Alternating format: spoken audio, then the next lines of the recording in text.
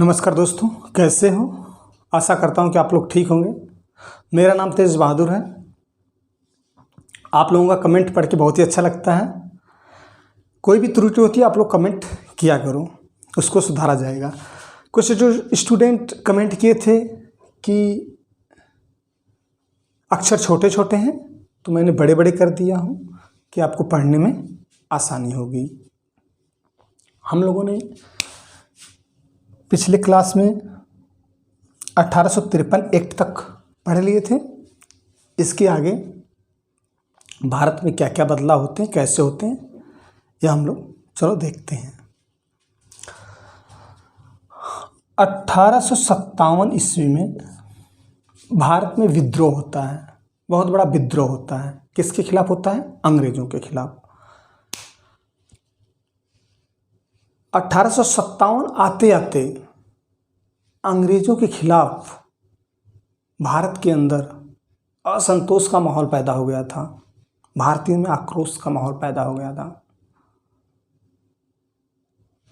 भारत में जो छोटे मोटे राजा महाराजा थे, वो क्या करते हैं कि अंग्रेजों के खिलाफ विद्रोह कर देते हैं। मेरठ में विद्रोह होता है, लखनऊ में होता है, झांसी में होता है, ग्वालियर में होता है, लखनऊ में होता है। विद्रोह में होता क्या है कि कुछ भारत के भी सैनिक मरते हैं, कुछ ब्रिटेन के सैनिक मरते हैं। इस विद्रोह को अंग्रेज कुछ महीनों के बाद विद्रोह को दबा देते हैं।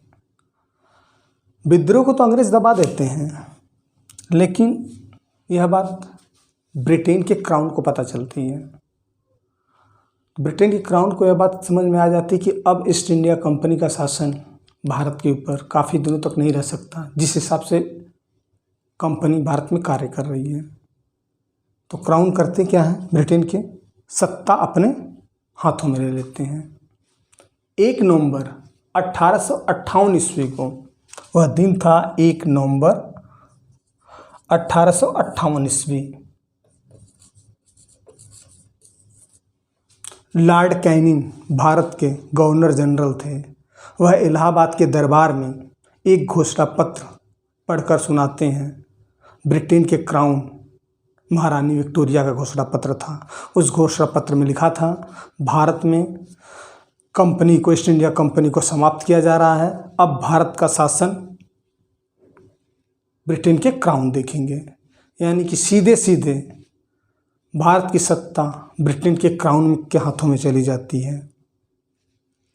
उनके द्वारा भारत में क्या बदलाव होते हैं, कैसे होते हैं, चलो देखते हैं। 1858 का भारत सरकार अधिनियम आता है।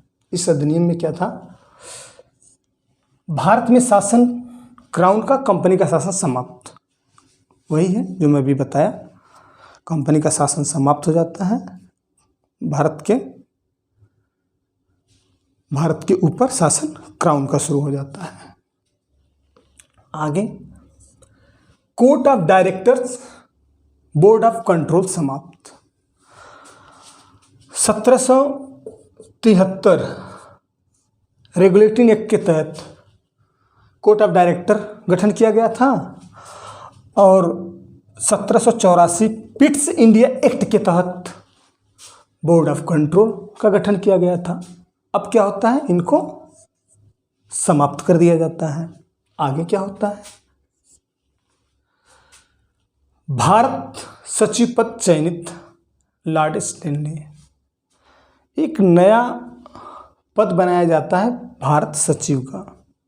कहाँ पर? ब्रिटेन में। यह नया पद था भारत सचिव का, ब्रिटेन में। एक्चुअली में होता क्या है कि जब कोर्ट ऑफ डायरेक्टर गठन होता है तो इसमें कितने मेंबर थे? 6। इसके एक हेड, ब्रिटेन के संसद के मंत्रिमंडल का एक मंत्री होता है, वो मंत्री हेड होता है इनका। वो मंत्री कौन था उस समय? Lord Stanley. इन्हीं को बना देते हैं भारत का सचिव। अब एक नया पद आ गया था, भारत का सचिव। भारत के पहले भारत सचिव पद पे लॉर्ड स्टैनली बनते हैं। यह कार्य किस ढंग से करते हैं? इनके कार्य करने के लिए किस तरह से परिषद बनाया जाता है देखते हैं। भारत सचिव के सहायता के लिए 15 सदस्यीय परिषद। भारत सचिव के कार्य करने के लिए, उनके सहायता के लिए 15 सदस्य की परिषद बनाई जाती है।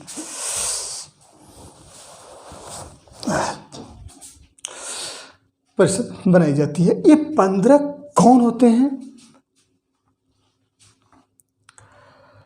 7 होते हैं मेंबर जो ईस्ट इंडिया के अधीन भारत में कार्य किए होते हैं अधिकारी।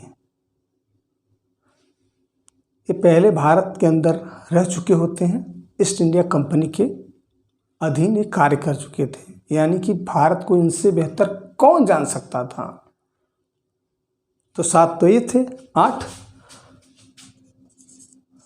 ब्रिटेन के सदस्य थे। टोटल कितने हो गए? 15। यही 15 सदस्य परिषद बनाया जाता है, जिसके माध्यम से भारत सचिव कार्य करेगा।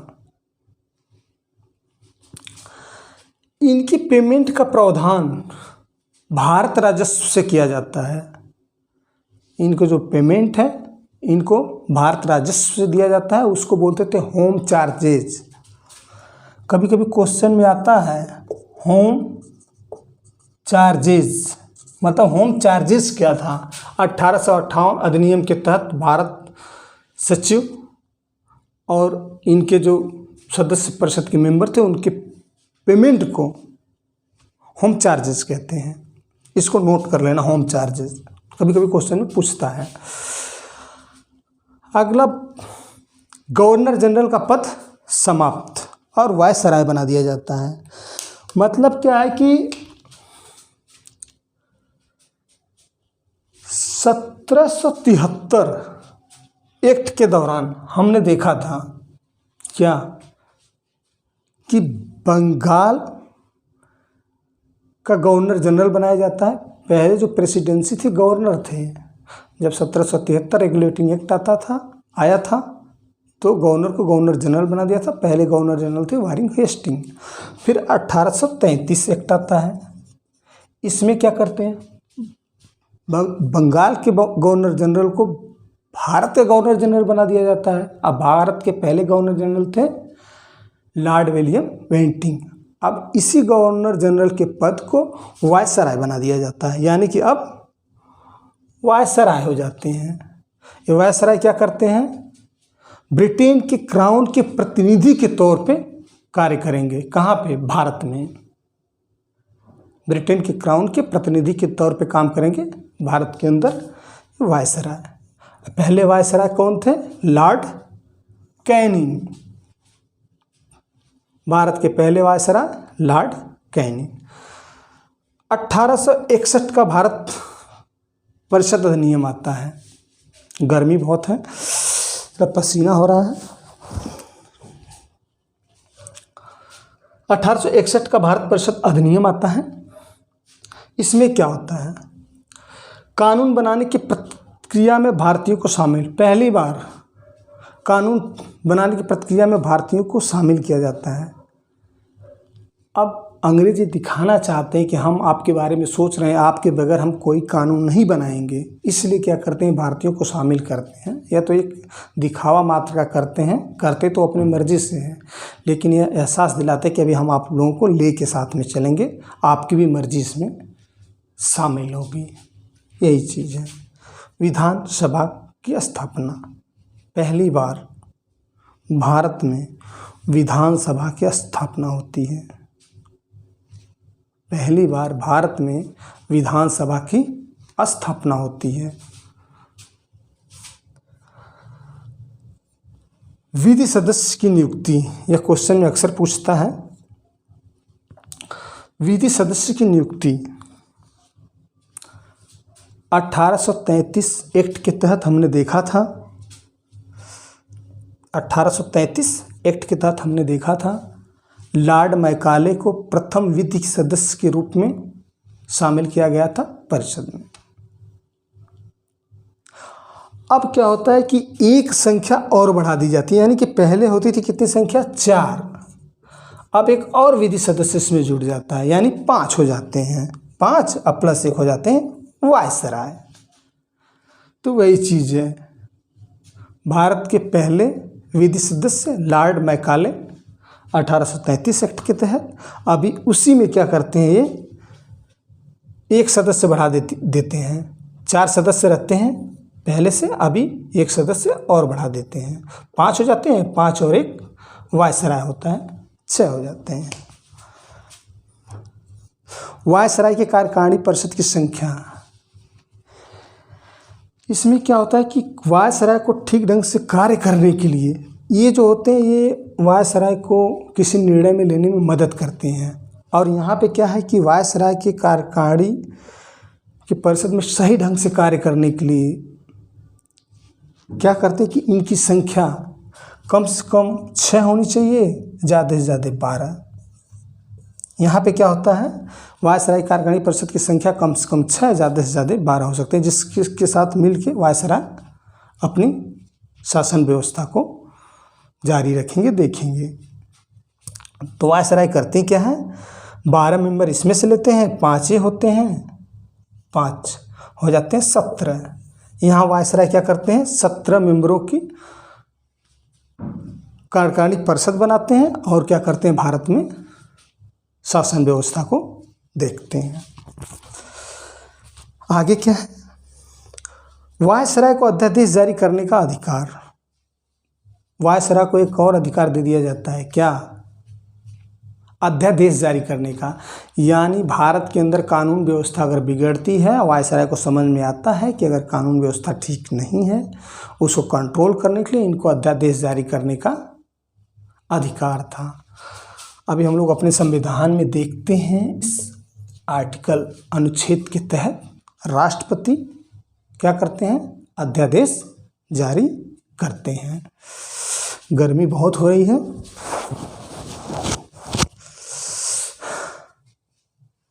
करते हैं, कहाँ पे थे, अध्यादेश।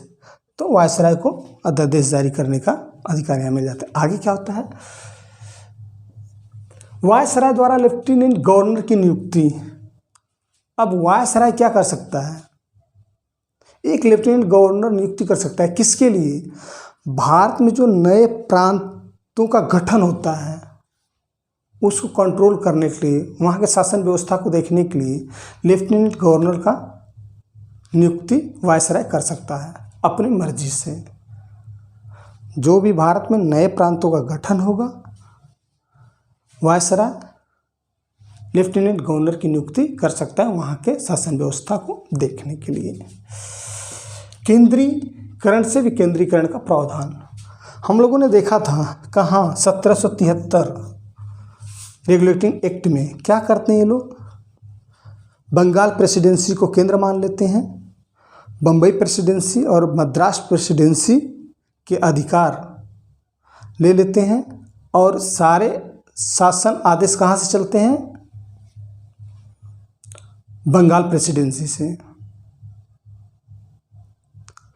अब उसी को दोबारा ये क्या करते हैं कि केंद्रीकरण से विकेंद्रीकरण, अभी क्या करते हैं, दोबारा ये फिर से उनको कुछ अधिकार दे देते हैं, उनको कुछ विधायी शक्ति दे देते हैं कि वहाँ की प्रेसिडेंसी भी अपने हिसाब से कुछ शासन व्यवस्था कर सकती है। पहले क्या गवर्नर होते थे, फिर जब गवर्नर जनरल बनते हैं बंगाल के, तो क्या करते हैं कि इन प्रेसिडेंसी बम्बई और मद्रास की प्रेसिडेंसी बम्बई और मद्रास की प्रेसिडेंसी बंगाल प्रेसिडेंसी के अधीन हो जाती है, उसको एक तरह से केंद्रीकरण उस समय करते हैं। अब फिर दोबारा क्या करते हैं, केंद्रीकरण से विकेंद्रीकरण, यानी कि दोबारा फिर से बम्बई और मद्रास प्रेसिडेंसियों को अधिकार दे देते हैं, कुछ विधायी शक्ति देते हैं कि अपने हिसाब से कार्य कर सकते हैं। आगे आता है 1892 का भारत परिषद अधिनियम। इसमें क्या होता है कि वायसराय की कार्यकारिणी परिषद, यहाँ हम लोगों ने क्या देखा था, कम से कम 6, ज़्यादा से ज़्यादा 12। यहाँ पे क्या होता है, कम से कम 10, ज़्यादा से ज़्यादा 16। यानी वायसराय आप क्या कर सकता है, कम से कम 10 सदस्य रख सकता है और ज़्यादा से ज़्यादा 12 रख सकता है। पहले क्या था, कम से कम 6 थे और ज़्यादा से ज़्यादा 12। अब यहाँ क्या कर दिया, कम से कम 10 और ज़्यादा से ज़्यादा 16, यानी 6 सदस्य देखा जाए तो प्लस कर दिए जाते हैं, बढ़ा दिए जाते हैं। निर्वाचन पद्धति का प्रारंभ, पहली बार भारत के अंदर निर्वाचन पद्धति की शुरुआत की जाती है। पहले क्या था, गवर्नर जनरल परिषद के मेंबरों को अपनी मर्जी से चयन कर देता था, लेकिन अभी ऐसा नहीं था। अभी क्या था कि निर्वाचन पद्धति की शुरुआत की जा गई कि अब जो परिषद के मेंबर बनेंगे उनको निर्वाचन के माध्यम से चुना जाएगा। भारत में पहली बार निर्वाचन पद्धति की प्रारंभ किस अधिनियम के तहत, 1892 अधिनियम के तहत शुरू किया जाता है। नेक्स्ट है वार्षिक बजट पर प्रश्न पूछने का अधिकार। पहली बार केंद्रीय विधान परिषद के अंदर भारतीयों को वार्षिक बजट जब पेश होता है तो प्रश्न पूछ सकते थे। पहले ऐसा कोई प्रावधान नहीं था, भारतीयों का कोई राय नहीं लिया जाता था, कोई वो वार्तालाप नहीं करते थे, ना उनको अधिकार था। लेकिन पहली बार क्या करते हैं कि ये बजट पर अपने प्रश्न पूछ सकते हैं, यानी भारतीयों को इस मंत्री केंद्रीय विधान परिषद के अंदर शामिल किया जाता है और ये प्रश्न पूछने को इनको अधिकार दिया जाता है। मेरा आप लोगों को पढ़ाने का तरीका कैसा है, अगर अच्छा लग रहा है तो लाइक करें, कमेंट करें, सब्सक्राइब करें। सब्सक्राइब इसलिए करें कि जो भी मैं वीडियो आपको डालूंगा आपको नोटिफिकेशन मिल जाएगा, आप आसानी से देख सकते हो। मेरा चैनल है TR एजुकेशन पॉइंट, यह बिल्कुल फ्री चैनल है, कोई भी इस पर अपनी पॉलिटी पढ़ सकता है। मैं पॉलिटी इतना पढ़ा दूंगा आपको कि आप एग्ज़ाम आसानी से निकाल लोगे। 99% जो मैं पढ़ाता हूँ यहीं से क्वेश्चन पूछे जाएंगे। मैं तकरीबन सारे जो क्वेश्चन एग्ज़ाम में आते हैं उन्हीं को लिखता हूँ। आप अपने हिसाब से नोट बना लेंगे और 1-2 बार इस वीडियो को देख लेंगे और उसको कभी कभी रिवाइज करते रहेंगे तो आपको अपने आप पॉलिटी पूरी की पूरी याद हो जाएगी। कुछ स्टूडेंट बोलते हैं सर आप बहुत स्लो पढ़ाते हो, धीरे पढ़ाते हो, स्पीड कम है। मैं स्पीड इसलिए धीरे पढ़ाता हूँ, स्लो पढ़ाता हूँ कि कमज़ोर से कमज़ोर विद्यार्थी भी पॉलिटी को समझ सके, पढ़ सकें। कुछ स्टूडेंट बोलते हैं पॉलिटी बहुत कठिन है। ये विषय बिल्कुल भी कठिन नहीं है, ये बिल्कुल आसान विषय है। इसको अगर समझ के पढ़ा जाए तो कमज़ोर से कमज़ोर विद्यार्थी आसानी से पॉलिटिक्स पढ़ सकता है। अगले वीडियो के साथ फिर मिलेंगे, अगले क्लास के साथ फिर मिलेंगे। धन्यवाद।